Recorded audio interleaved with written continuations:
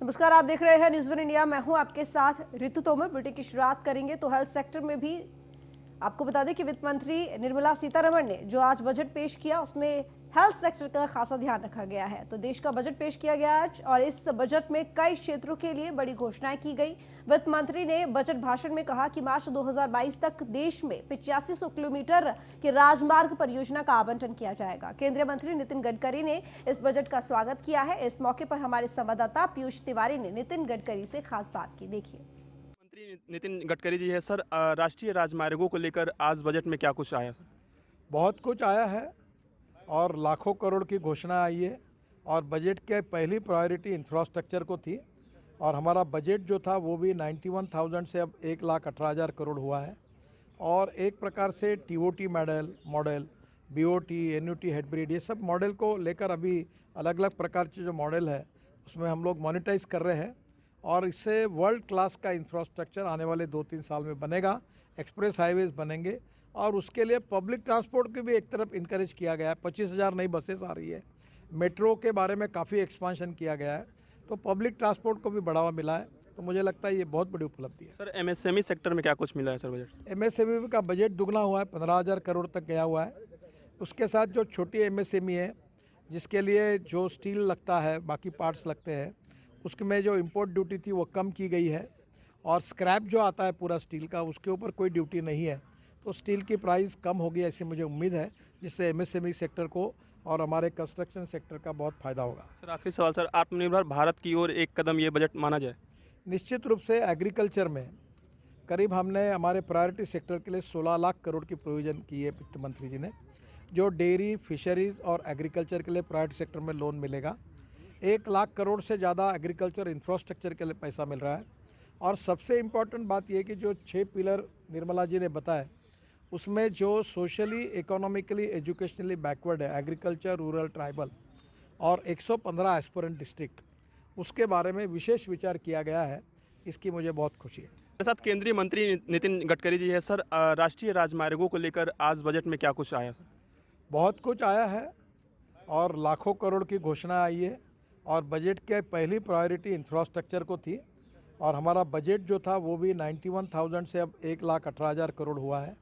और एक प्रकार से TOT model BOT NUT hybrid ये सब मॉडल को लेकर अभी अलग अलग प्रकार के जो मॉडल है उसमें हम लोग मोनेटाइज कर रहे हैं और इससे वर्ल्ड क्लास का इंफ्रास्ट्रक्चर आने वाले 2-3 साल में बनेगा। एक्सप्रेस हाईवेज बनेंगे और उसके लिए पब्लिक ट्रांसपोर्ट को भी एक तरफ इंकरेज किया गया है। 25,000 नई बसेस आ रही है।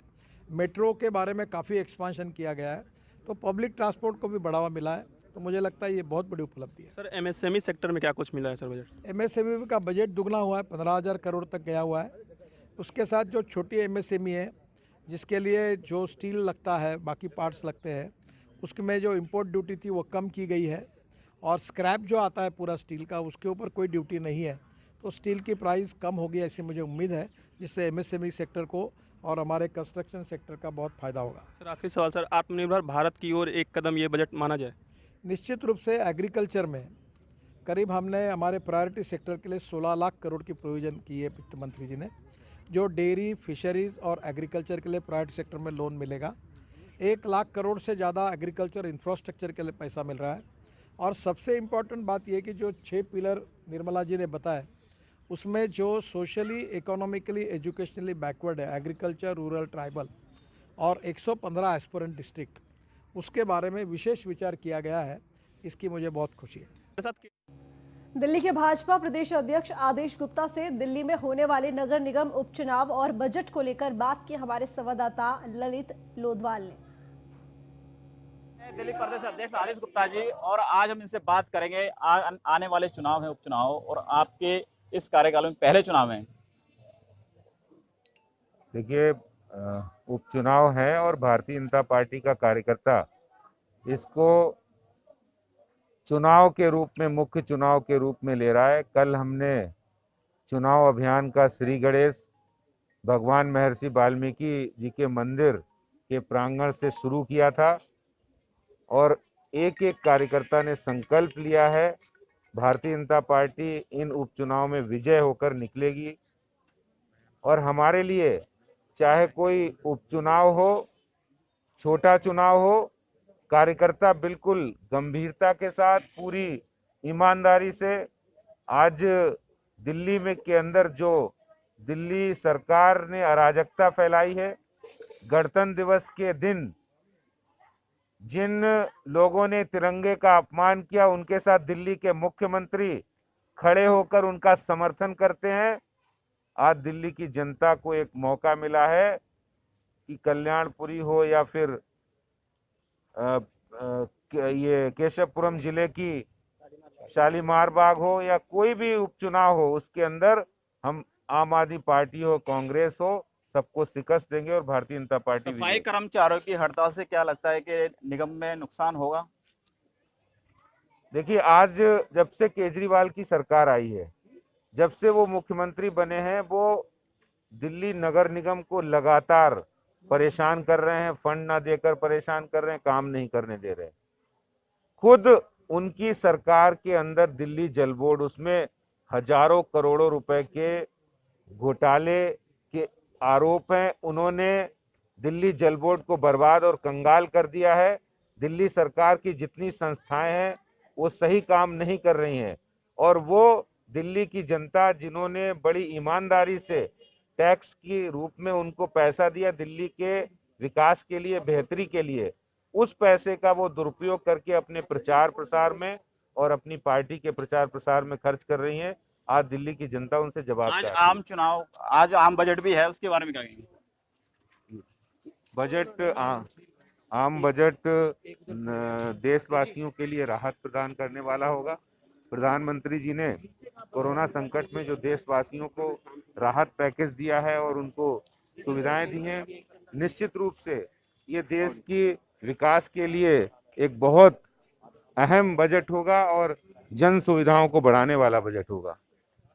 ये थे हमारे साथ आदेश गुप्ता जी, जिन्होंने साफ तौर से कह दिया है कि जो बजट है वो जनता के हित में होगा। Lalit Lodhwal, news 1 India, Delhi. तो बजट सत्र पास होने पर आज बीजेपी नेता पूर्व निगम पार्षद नरेंद्र जिंदल, धार्मिक ग्रंथ को लिखने वाले नरेंद्र जिंदल ने बताया कि आज जो भी बजट पास हुआ है वह सभी वर्गों के लिए बहुत ही बेनिफिट है और जिसमें शिक्षा, स्वास्थ्य और कृषि में सबसे ज्यादा संशोधन किया गया है। इसी को लेकर हमारे संवाददाता ने खास बातचीत की।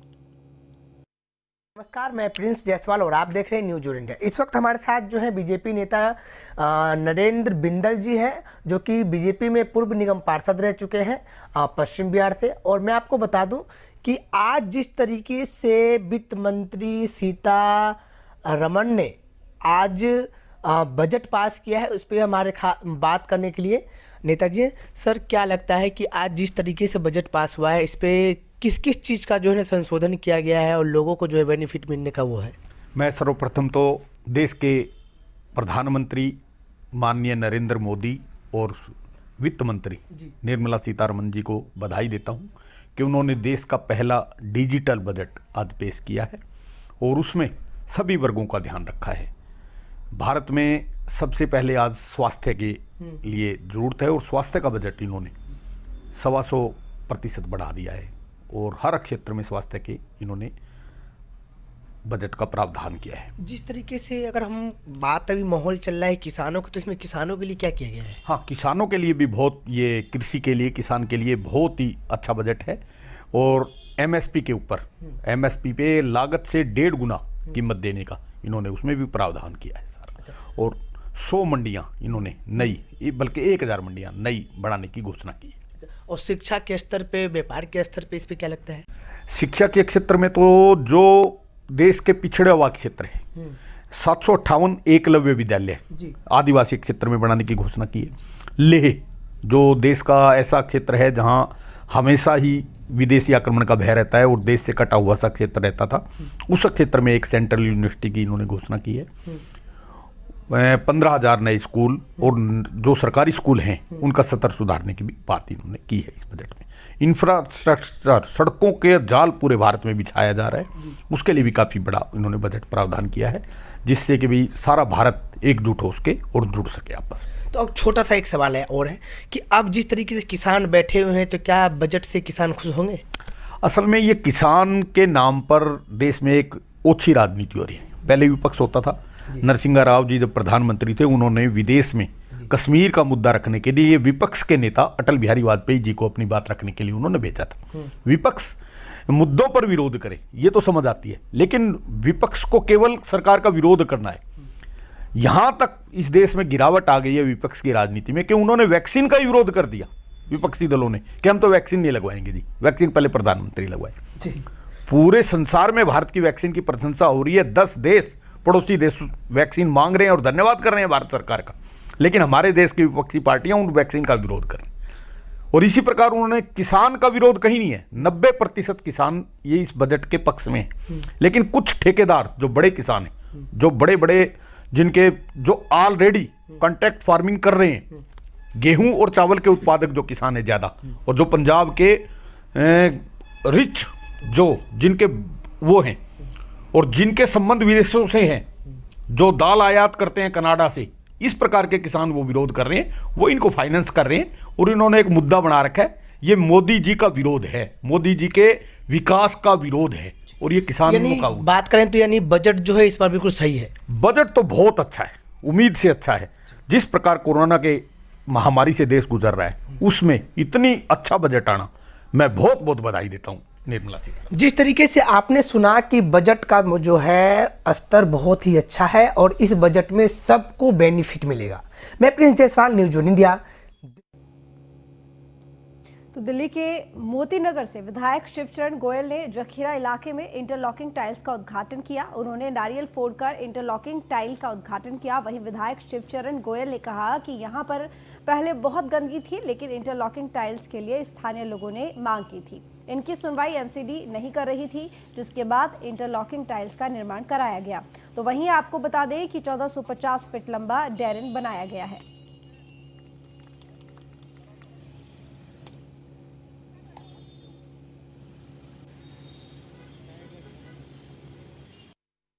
उद्घाटन किया, आइए हमसे जानते हैं क्या कहना है उनका। सर, आज आपने टाइल्स का उद्घाटन किया पीडब्ल्यूडी के द्वारा, इसके बारे में। जखीरा से सड़क जाती है रामा रोड को और नजफगढ़ रोड को। यहाँ पर काफ़ी समस्याएं भी थी और यहाँ पर बस स्टैंड बना हुआ था, यहाँ गंदगी के ढेर थे जिसे एमसीडी ढंग से साफ़ नहीं कर रही थी।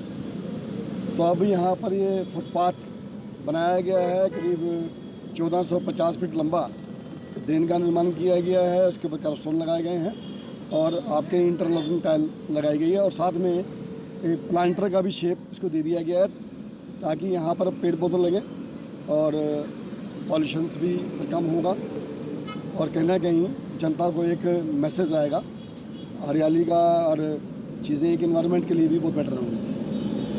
इस तरह की कार्रवाई मोती नगर विधानसभा में प्रतिदिन होती रहती हैं।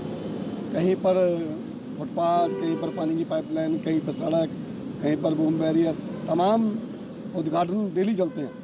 उसी श्रेणी में आज ये काम किया गया। सर, लगभग कितनी लागत से ये फुटपाथ बना? ये करीब आपका 30 लाख रुपए की लागत से ये 1450 फुट की ड्रेन का काम हुआ है और भी काम काफ़ी चल रहे हैं। बाकायदा मैंने बताया कि अब डेली 1 से 2 काम नए विधानसभा में होते हैं प्रतिदिन। सर, अभी सबसे बड़ी समस्या चल रही है एमसीडी को लेकर के, चुनाव को एमसीडी को लेकर के कि सैलरी नहीं दी जा रही, लेकिन मेयर का कहना है सैलरी हमने दे दिया, फिर भी सफाई कर्मचारी नहीं है इस समय। इस पर क्या कहते हैं? 938 करोड़ रुपए जब केंद्र की सरकार ने एमसीडी को भी देने को मना कर दिया और एमसीडी ने पूरी तरह से हाथ खड़े कर दिए, तब 938 करोड़ रुपए दिल्ली सरकार ने अधिकारियों की तनख्वाह के लिए आवंटित किए और वो पैसे अधिकारियों को अब तक मिले नहीं हैं। जो मुझे पता लगा है, अब उनको सैलरी दी गई है लेकिन पूरी नहीं दी गई है, जिसकी वजह से वो अभी भी काम पे नहीं आए हैं। तो कहीं ना कहीं अभी भी अधिकारियों में जो एमसीडी की जो बंदरबाट है, कहीं ना कहीं वो जो भ्रष्टाचार है उसकी वजह से अधिकारी परेशान है और सफाई कर्मचारी परेशान है, आपके हेल्थ ऑफिसर परेशान है और उसी की वजह से अभी भी हड़ताल चल रही है। तो मेरी तो एमसीडी के आला अधिकारियों से और आपके निगम पार्षदों से और मेयर से हाथ जोड़कर विनती है कि कम से कम भी इस तरह की घटिया राजनीति ना करें, जिससे अधिकारियों को, छोटे अधिकारियों को सड़क पर अपने तनख्वाह के लिए सड़कों पे आना पड़े और इस तरह की जो समस्याएं पूरी दिल्ली में उत्पन्न हो रही है सफाई की, वो दूर हो कम से कम। हमारे साथ विधायक शिवचरण गोयल जी थे। न्यूज़ 1 इंडिया के लिए मोहम्मद इरफान। गणतंत्र दिवस के मौके पर किसानों द्वारा निकाली गई ट्रैक्टर परेड के दौरान जमकर हिंसा हुई और कई मौकों पर दिल्ली पुलिस और प्रदर्शनकारियों के बीच जमकर संघर्ष भी हुआ। इसी संघर्ष में कई कहानियां ऐसी भी हैं जो जज्बों को बयां करती हैं। इसी ट्रैक्टर परेड के दौरान जब गाजीपुर बॉर्डर के पास रूट तोड़कर अक्षरधाम की ओर बढ़ रहे ट्रैक्टरों को 2 महिला पुलिसकर्मियों ने रोक दिया। दरअसल पुलिस द्वारा बैरिकेड लगाने के बाद भी यहां किसान ट्रैक्टरों को आगे लाने की कोशिश कर रहे थे। तभी यहां पर मुस्तैद ATO inspector Pushpalata, sub inspector सुमन ने उन्हें रोक दिया। जब ये सब हो रहा था उस वक्त भारतीय किसान यूनियन के नेता राकेश टिकैत खुद वहां मौजूद थे, लेकिन दोनों बहादुर बेटियों ने किसी को आगे जाने नहीं दिया जब तक टिकैत नहीं लौट गए। अपनी तरफ से जो भी उत्पात मचा सकते थे इन्होंने मचाया, लेकिन फिर भी हमने इन्हें मिनिमम फोर्स के साथ रोका। चूँकि बल संख्या में ये बहुत ज़्यादा हो गए थे, इसलिए कहीं धक्का-मुक्की करके निकल गए और जो है, लेकिन फिर भी हमने अपना मकसद जो है कि इनको परेड के रूट में जाने से रोकने का था, वो पूरा कर दिया। हमने उस तक जाने ही नहीं दिया। उस समय तक हमने इनको छोड़ा ही नहीं यहाँ से। देखा गया था सर, बैरिकेड के पीछे एक तरफ किसान थे, एक तरफ जवान थे। तो बार बार दिल्ली पुलिस की वार्तालाप भी हो रही थी किसान नेताओं से, फिर भी किसी तरीके का कोई रास्ता नहीं निकला। फिर भी उन्होंने बैरिकेड तोड़कर दिल्ली में कूच करने का प्रयास किया था बार बार। हाँ, वो काफ़ी किसान थे। हम लोगों ने वार्निंग्स भी दी थी, सीनियर अफसर उनसे बात भी करी थी, रात को भी बात करी थी। उसके बाद भी उन्होंने अपने किसी भी प्रॉमिस को फॉलो नहीं किया और सारे बैरिकेड्स तोड़े। अपनी तरफ से मैं इस वक्त मौजूद हूँ पूर्वी दिल्ली के थाना मोदी विहार में और मेरे साथ हैं जाबाज कांस्टेबल दिल्ली पुलिस से अंकित कुमार जी, जो कि 26 जनवरी में उस दंगाइयों के बीच में अपनी ड्यूटी निभाते हुए पूरी रीति से अपने कर्तव्य पे खड़े उतरे। आइए जानते हैं उनसे कि क्या कुछ उस दिन इनके साथ हुआ। जी अंकित जी, आप बताएंगे कि किस तरीके से आपने उस समय अपनी ड्यूटी दी और क्या कुछ जो ट्रैक्टर मार्च निकल रहा था उस टाइम पे आपके साथ में क्या कुछ और किस किस परिस्थितियों का आपने सामना किया? सर, सुबह ड्यूटी के लिए हमें वहाँ भेज दिया गया था, तो कुछ देर वेट करने के बाद लगभग 10:30 करीब ये ट्रैक्टर आने शुरू हो गए। तब हमने वहाँ पे रुकवाया और उनको बड़ा हमारे साहब ने आदेश दिया कि भाई ये रास्ता आपका गलत है, आप गलत रास्ते से आ गए हो, आप पीछे जाओ और बार बार जो भी आपको रास्ता दिया गया है वहाँ से आप चले जाओ। पर वो उस समय उनके दिमाग में एक ही बात थी कि हमें तो यहीं से जाना है। गुस्सा हो गया। उसके बाद फिर भाई परिस्थिति बिखरने लग गई। उसके बाद गैस गोले चलाए गए, सब कुछ हुआ। फिर आगे भी वो लठवाड़ लेके आ गए, मान नहीं रहे थे, बेल तोड़ी, सारे काम किए उन्होंने। ठीक है। उसके बाद सर मैं थोड़ा इधर आ गया अपना साइड में कि भाई साहब ने बोल दिया था कि भाई कोई पहले अपनी रक्षा खुद करो और किसी पे बल का प्रयोग करना नहीं है, क्योंकि भाई सब लोग किसान हैं, कोई आतंकवादी तो कोई है नहीं। हमारा सबका यही मोटा था भाई किसी पे कोई बल का प्रयोग नहीं, जिससे भी होकर समझा बुझा के इनको वापस किया जाए। पर वो धीरे धीरे देखते इतने एग्रेसिव हो गए मारने के लिए कि हाथों से डंडा छीनने लग गए। उनको देख के जो भी और उनके साथी थे सब ऐसे सोच रहे थे भाई पुलिस वालों को डंडा खोस लो। दिवस पर जो हुई शर्मनाक घटना को देखते हुए जो हमारी महिला कांस्टेबल थी, महिला अधिकारी थे दिल्ली पुलिस के, जिन्हों पर हमला किया गया कुछ उत्पात मचाते हुए उपद्रवियों के द्वारा, आज उनसे हम बात करने के लिए पहुंचे हुए हैं मंडावली थाना। जानते हैं आखिर क्या था पूरा माजरा। मैम, जो ये पूरी घटना हुई है 26 जनवरी के दिन शर्मनाक, क्या था ये पूरा?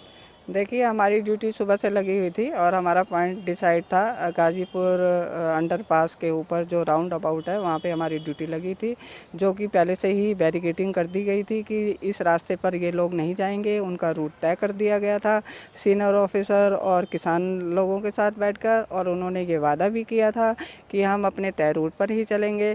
लेकिन समय से पहले ही अब इन्होंने अपने ट्रैक्टरों को निकाल दिया गया और जो ये थोड़े से ट्रैक्टर जो तय रूट पे गए थे, लेकिन उसके बाद इन्होंने जो पैदल चलने वाले थे वो वापस आए और उन्होंने ट्रैक्टर वालों को कहा कि उनके साथ धोखा हो रहा है, उनको गाज़ियाबाद भेज रहे हैं और इन्होंने हमारे साथ धोखा किया है, हमें तो दिल्ली जाना है और दिल्ली जाकर ही रहेंगे। और उनमें से ट्रैक्टर जो है जो वहाँ पे बैरिकेडिंग के पास थे वो बैरिकेडिंग की तरफ आए और मतलब इतना रास्ता था कि दो ट्रैक्टर वहाँ पे आ सकते थे। पुलिस के 2 हेड कांस्टेबल अरविंद जी और प्रदीप जी, आइए जानते हैं क्या कुछ रहा उस दिन ट्रैक्टर मार्च में। और आप देख सकते हैं कि हाथों में भी चोट है और किस तरीके से इनको वार किया गया किसानों द्वारा, वो जानते हैं। मेरी ड्यूटी NH-9 पर थी। वो किसान अपना 9 बजे से ही बैरिगेटों के सामने ट्रैक्टर लगा के बार बार जोर ज़बरदस्ती कर रहे थे, धक्का दे रहे थे। हमारे SHO साहब भी थे मौके पर, वो बार बार अनाउंसमेंट कर रहे थे जो आपका टाइम है, निश्चित टाइम पे आपको निकाल देंगे, आराम से निकाल देंगे, आपको एस्कॉर्ट करके ले जाएंगे। लेकिन वो नहीं माने, ज़बरदस्ती उन्होंने बैरिगेट तोड़ दिए और जो बैरिगेट ट्रैक्टरों में जो धक्का दिया उससे ये चोट आई। तो सर ये जो लोग आ रहे थे उन पे किस तरीके के हथियार थे उनके हाथों में? नहीं, हमारे सामने हथियार क्या, उनके पास तो लाठी वगैरह थी, वहाँ पे कोई यूज़ नहीं किया। हमारी NH-9 पे थी शुरुआत में, उन्होंने ट्रैक्टरों का जोर लगाया है केवल हमारे यहाँ पे। सर आपके जो हाथ में चोटें किस प्रकार लगे? मेरी ड्यूटी उस दिन NH-9 पे थी, जिनका रूट किसानों का रूट तय किया गया था। आप NH-24 से सुबह 12 बजे निकलेंगे और गाजीपुर गोल चक्कर से होते हुए आनंदबाग की तरफ से निकलेंगे। लेकिन वो 9 बजे के करीब ही NH-9 पे ऊपर हमारे बैरिकेड को टक्कर मारने लग गए। हम लोग बहुत समझाए, हमारे अफसर भी थे, उनको बाइक से समझा रहा था कि भाई आपका टाइम जो है 12 बजे से है और आप 12 बजे के बाद तय समय पर तय रूट से आप जाइए। लेकिन वो उससे पहले ही 9 बजे ही अपना ट्रैक्टर ले आएगा, बैरिकेड को तोड़ने लगे। हमने बहुत समझाने की कोशिश किया लेकिन वो नहीं मान रहे थे। उसी धक्का मुक्की में बैरिकेड जब वो तोड़ा तो उसमें मुझे चोट लगी है। तो ये आपके किसी हथियार के लगने से चोट लगी या गिरने से चोट? नहीं, हथियार से नहीं लगी। वहाँ उन्होंने हथियार का यूज़ नहीं किया था, उनके पास डंडे थे और ट्रैक्टर थे। हथियार का यूज़ वहाँ पे उन्होंने इसी प्रकार के नहीं किया था। किसान द्वारा लगा या किस प्रकार से आपकी चोट लगी? जैसे कि मैंने बताया कि फार्मर्स जो हैं जब वहाँ पे पहुँचे थे, टीयर गैस जब उन पे छोड़ा गया तो वो लोग और ज़्यादा वायलेंट हो गए। वो पीछे तो हटे बट वो और फोर्स से फिर आने लगे। तो उसी वक्त वहाँ पे जो भी लोहा लक्कड़ या पत्थर जो भी उनको दिखा वो बस पुलिस पर फेंकने लगे। तो उसी में से कोई एक पत्थर जो है वो मेरे सर पे भी आके लगा, जिसकी वजह से थोड़ा चोट आया है। तो कहीं ना कहीं सर ये किसानों का क्या कहना था कि हम अंदर जाके ही रहेंगे, ये जिद थी उनकी? सर जी बिल्कुल, वो ज़िद पे ही ज़िद कहेंगे या उनकी वैसी मेंटालिटी ही हो गई थी कि वो सोच के ही जैसे आए थे कि नहीं हमको ये तोड़ना ही है, हमें जो एग्रीड रूट है उसको फॉलो नहीं करना है। तो ये तो इनके जो लीडर्स हैं उनका भी फेलियर है कि वो अपने जो उनके फॉलोअर्स हैं उनको नहीं मना पा रहे थे, उनको नहीं कर रहे थे। इवन वो कोशिश भी नहीं कर रहे थे रोकने की। जैसा तय रूट हुआ था, जैसी बातें हुई थी NOC में जो दिया गया था, उन्होंने पॉइंट बाय पॉइंट उसको वायलेट किया गया है, जिसकी वजह से ये अनटोवर्ड इंसिडेंट हुए। मेरे साथ हैं पुखराज कमल ACP दिल्ली पुलिस से, और उन्होंने बताया कि परेड मार्च में किस तरीके का किसानों ने उद्दंग मचाया और क्या क्या परिस्थितियां दिल्ली पुलिस के सामने रहीं। किसान एक तरीके से जिद पे अड़े हुए थे कि हम दिल्ली में कूच करेंगे, और तभी ये सब होने पर ही इतने पुलिसकर्मियों को चोट लगी और काफ़ी पुलिसकर्मी को घायल भी हो गए। जिस तरीके से अभी ACP साहब ने भी, सर एक बार आप दिखाएंगे आपके जो चोट है, ये आप देख सकते हैं कैमरे में हमारे सर के जो चोट है। तो इस तरीके का ये उद्दंग देखने को मिला किसानों में, और जो कि दिल्ली पुलिस ने फिर भी बहुत संयम बरता। मैं कपिल मैडी, न्यूज़1 इंडिया के लिए कैमरामैन सनी कुरैशी। तो फिलहाल इस बुलेटिन में इतना ही। देखते रहिए न्यूज़1 इंडिया।